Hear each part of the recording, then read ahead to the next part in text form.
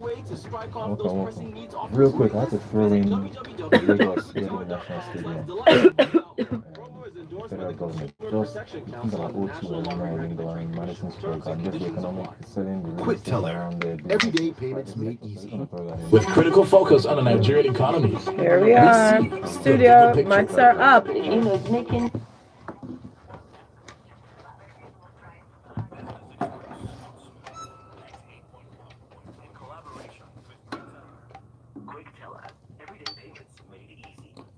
Good morning, Lagos. You're tuned in and listening to Smooth Breakfast on Smooth 98.1 right now, as it is just a little over 6:47. Time to jump into the world of business inside Business Express. Good morning, Rotus. Good morning. I'm doing the.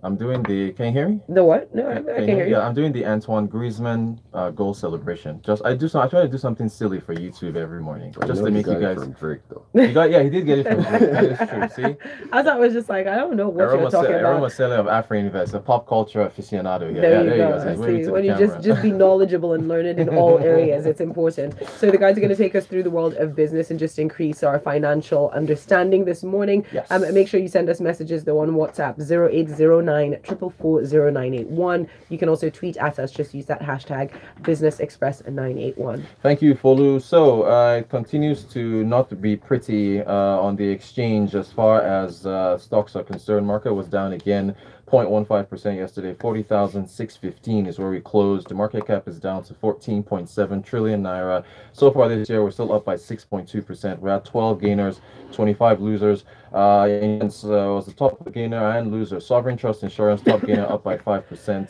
Rotus Capital Assurance was the top loser, down by 9%. We're at 362 naira to the dollar. So again, as I said, Eromosele of Afri Invest is with us. He is our guest today. Eromosele, I want to get your thoughts on and also you guys out there. I want to know what you guys think about Lagos State acquiring the national stadium from the federal government on the economic side of things. Yeah, what it could mean. Eromosele, what do you think as far as you think this is I thought it was I was pretty excited.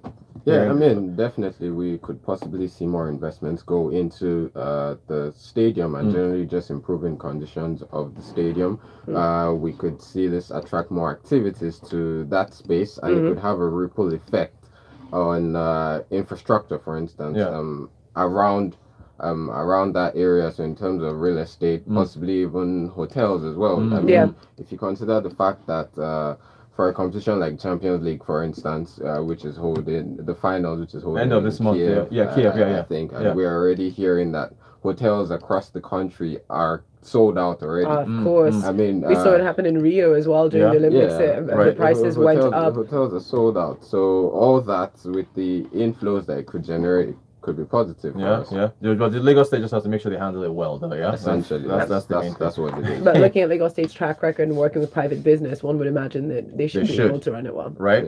Decently. We hope so. Let's see how they do. All right, shall we dive into inflation? Inflation for April. Yeah. Yes. Okay. Well, what are we seeing, man? Yeah, so we saw a 15th consecutive year-on-year decline in headline inflation, down to about 12.5% for April.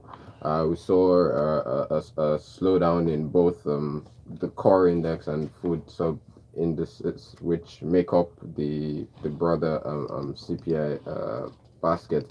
But I think what's most important here that we can take away from the sustained reduction in inflation rate year on year is, with the MPC meeting that is coming up next week, and the CBN had earlier guided that the determination of the benchmark interest rates was going to be largely targeted at inflation in the inflation rate, looking at the inflationary trend. And now we've seen inflation rate fall below that benchmark rate of 14%. So there's a lot of speculation as regards what could possibly be happening at this meeting. Will they finally be reducing rates as they had earlier guided last year, or will they still wait to see further developments in the economy? But I mean, still out on that. On that. Okay. As far as any worries on pre-election spending and minimum wage hikes. Is that one still pie in the sky stuff? Is there not any Well, particular I mean, concerns with there? the elections drawing closer, definitely we'd expect spendings to go higher, which is, I mean, in line with. Okay. Most food inflation, 'cause All right. that's where my money goes. Well, we've got a couple of questions, messages in already. Well, Chidi asked us straight off the bat. He says, "Could this addition to the budget, so jumping ahead, be in anticipation of pre-election spending?" Huh. I I don't yeah, you see I don't know. That's the I, answer. yeah, honestly, the political side of things is yeah, look, a lot of stuff jumps up when it comes to when it comes to the election season. It's going to be quite interesting. So, so who knows? Who knows? And as you send in your messages, just remember to put your names to your messages number ending in 0710. We need a name, please. Yeah, and they're asking a funny, yeah, yes, send your name, but I don't even know if I want to answer your question. Anyway, okay, let's move. Okay, so the historical performance of the stock market in the month of May, Eromosele. I saw an interesting article here from Nairametrics, because the market hasn't been pretty, man. No, I mean, Yeah? since the start of the year, after the bullish run that we saw in January, market performance for the past 4 months has been a bit mixed. So Yeah. you have short periods of gain within the week, and then you have declines. I mean, year-to-date performance as at the end of January was about 17%. Now we're down to about 7%. Yeah. So generally, investor sentiment hasn't been too great. We've seen a lot of profit taken. We've also seen bargain hunting bargain hunting is when you're searching for stocks that are currently undervalued in the market. Right. To take advantage of. So we've seen that trend play out in the market. I mean, there's a popular saying, sell in May and go away. Right. But I mean, based on the report that we're seeing in the past, there's 3 years, we've had like only 5 or 8 months thereabout of decline. Right, for in May. In May. Yeah. Looking at the peculiarity of this year, we don't necessarily believe that investors are going to go away this May. We believe it will be more in the second half of the year that we might start to see investors pull out from the market, especially as elections start to draw closer. Sometime last weekend, I had a conversation with someone who works for one of these international financial services firms and deals with a lot of foreign clients, and he told me that when I was just asking him about investors' perception about the upcoming elections, and he says one of the biggest worries is the 2019 general elections that are coming up. That there are a lot of investors who aren't exactly too comfortable with this administration, don't necessarily believe it's a market-friendly administration. So a lot of investors are just waiting on the sidelines to see what's going to happen as the elections draw closer. So that's another thing that we need to watch, and we believe that's another factor that could possibly drag market performance. I mean, despite the fact that we're seeing general improvements in the economy, looking at GDP numbers, we're seeing improvements, inflation, we're seeing improvements, external reserves are rising, we're seeing stability in the FX markets. All prices are rising. I mean, with Trump pulling out of the Iran deal, we're expecting all prices to go higher. So looking at all these factors, you can actually see positive reasons why the market should trend higher. But the one thing that seems to be holding the market back is the upcoming elections. What exactly is going to happen? I think I should start making predictions. You know what, Lagos? I'm gonna put my neck on the line. I will say that this month, May, on the stock market will end negative. Ha! All right.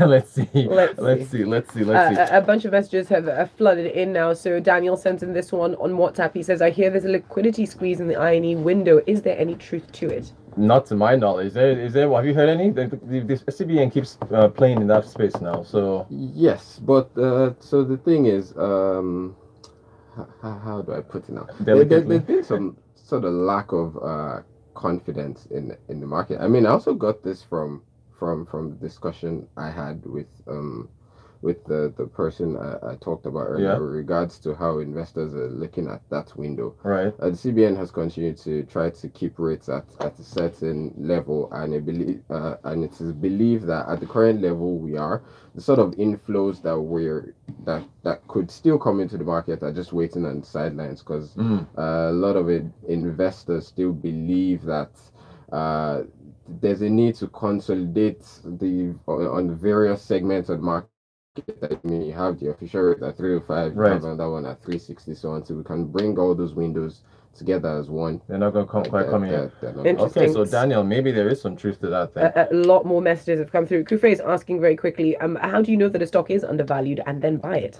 The price drops. I imagine he's asking the whole connotation, where would he go scouting? What would he be looking for? Where would he be looking? Okay, so there are a couple of factors that you could look at in terms of trading multiples, right? I'm going to try not to sound too technical. Yeah. So one of the key things that you could look at is the price to book value. Okay. Essentially, that shows you how much you would be if this company was to be liquidated now, how much of the value that you're putting in you could possibly get. So for a company like UBA, for instance, which has continued to deliver positive results, if you look at their price book value and it's trading at less than 1 times, against what peers across other markets are trading at, it could sort of show you that stock might be undervalued. I mean, there are other metrics that you could look at. There are technical metrics as well. For instance, relative strength index, which shows you the trend in movement of a price, if there's a potential for gains in the coming session, or if it could go down. But I mean, if you want further information, reach out to Afri. Hit up Afri. There you go. And very quickly, I think Henry Manuel will have to end with his message. He says, I don't think that acquiring the National Stadium is as attractive as getting the National Theatre. Okay. Which teams will play at the stadium? The NPFL teams don't attract that much of a crowd. And in fact, the National Stadium is too big for NPFL crowds. The Super Eagles don't like playing in Lagos because of the hostility of Lagos fans. So I don't see substantial economic value in it, but maybe we can attract sentimental value from the stadium. Thank you. Well, okay. I don't completely agree. I don't agree either, but hey, it's a good point. I saw the Super Eagles play in Lagos, and if the facilities were better, you'd probably go more often, which would attract about hostile fans? No, it was very fun. You haven't broken anybody's head. No, not quite. I was getting very involved with Danfo Giants that I was with. We were like, oh no, it was excellent. But that's all the time we have this morning. Eromosele of Afri, thank you so much, and thank you guys for your messages. I really appreciate all the messages you guys send. You guys are sharp listeners out there. Yes, you are. Yes, indeed. Stay with us, sharp listeners, because coming up at 7:30, we've got freshly pressed. So stay with us. Business Express on Smooth. Thank you.